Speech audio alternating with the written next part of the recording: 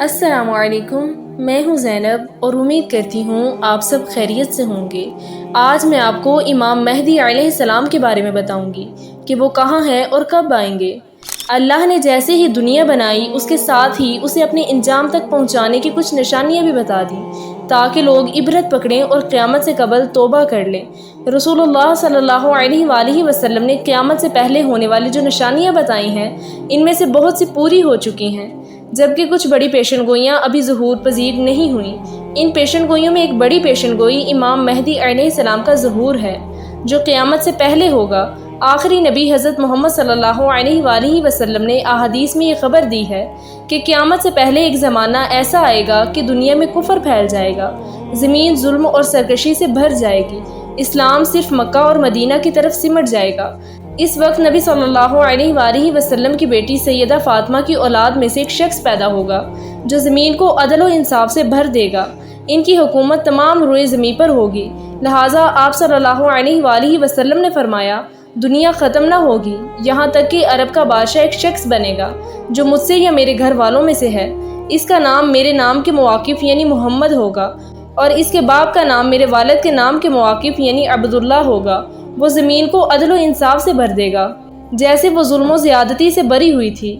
اس روایت سے پتہ چلتا ہے کہ قرب قیامت میں مسلمانوں کے ہاتھوں سے حکومت چھن چکی ہوگی، حالات بد سے بدتر ہو جائیں گے اور ہر طرف کفر و شرک عام ہو جائے گا۔ اس دور میں حکومت پر بیٹھے رہنما طاغوت کی اطاعت کرنے والے ہوں گے جو ظلم و زیادتی کریں گے اور عوام ان سے پریشان ہو چکی ہوگی، لیکن اس تاریک دور میں ایک نور پھوٹے گا، بالکل اسی طرح جیسے عرب زمانہ جاہلیت میں کفر و شرک کیا کرتے تھے اور پوری دنیا میں ظلم و سرکشی کا بول بالا تھا۔ اس وقت اللہ نے انسانیت کی رہنمائی کے لیے امام کائنات حضرت محمد صلی اللہ علیہ وآلہ وسلم کو مابعوث کیا تھا۔ بالکل اسی طرح قرب قیامت کے ان بدترین حالات میں اللہ امام مہدی علیہ السلام کو مابعوث فرمائے گا۔ لہٰذا حضرت جابر بن عبداللہ سے روایت ہے کہ رسول اللہ صلی اللہ علیہ وآلہ وسلم نے فرمایا وہ وقت قریب ہے جب عراق والوں کے پاس روپے اور غلہ آنے پر پابندی لگا دی جائے گی۔ آپ سے پوچھا گیا کہ یہ پابندی کس کی جانب سے ہوگی تو آپ نے فرمایا اجمیوں کی جانب سے۔ پھر کچھ دیر خاموش رہنے کے بعد کہا کہ وہ وقت قریب ہے جب اہل شام پر بھی یہ پابندی لگا دی جائے گی۔ پوچھا گیا یہ رکاوٹ کس کی جانب سے ہوگی؟ فرمایا اہل روم کی جانب سے۔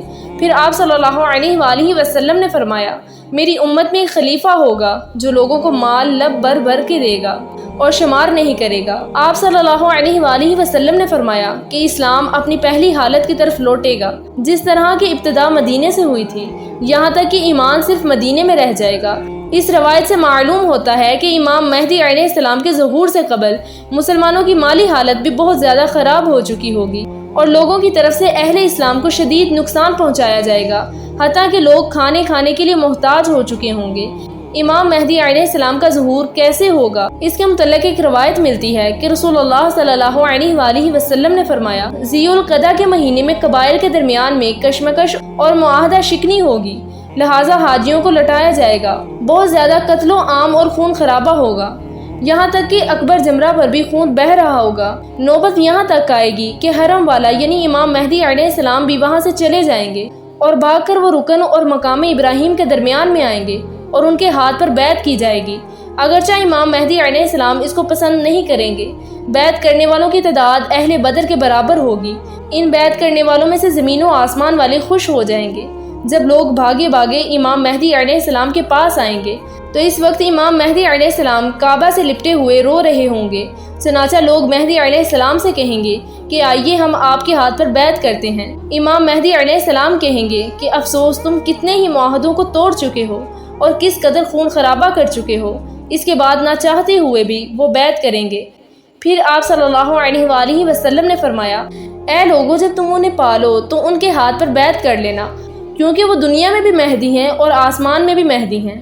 لہٰذا امام زمانہ مہدی علیہ السلام کو لوگ ان نشانیوں سے پہچان لیں گے اور ان کے ہاتھوں پر بیعت کریں گے۔ آپ امت کے رہنما ثابت ہوں گے۔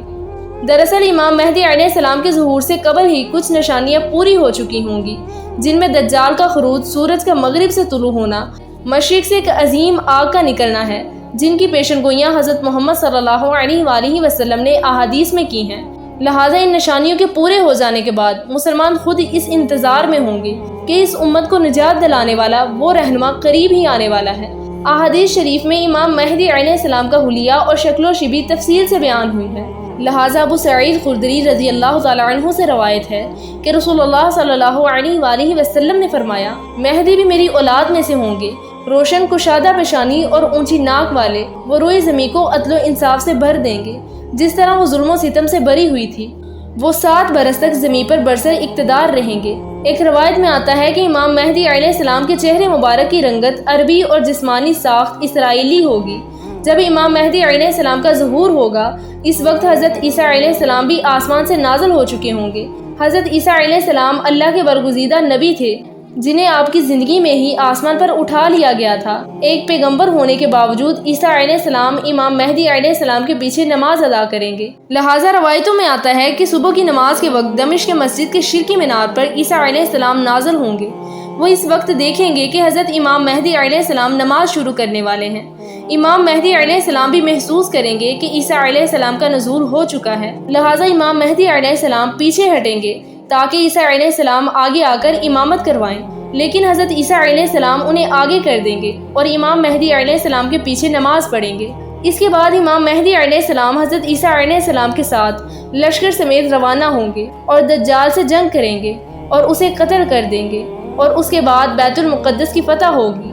اہل تشیع عقیدہ کے مطابق امام مہدی علیہ السلام پیدا ہو چکے ہیں اور آپ امام حسن بن علی عسکری کے بیٹے ہیں جو امام علی اور حضرت فاطمہ کی اولاد میں سے تھے۔ نیز امام مہدی علیہ السلام اب غیبت میں ہیں اور زندہ ہیں، یعنی ان کی عمر حضرت خضر اور عیسیٰ علیہ السلام کی طرح بہت لمبی ہے اور وہ قیامت کے نزدیک ظاہر ہوں گے۔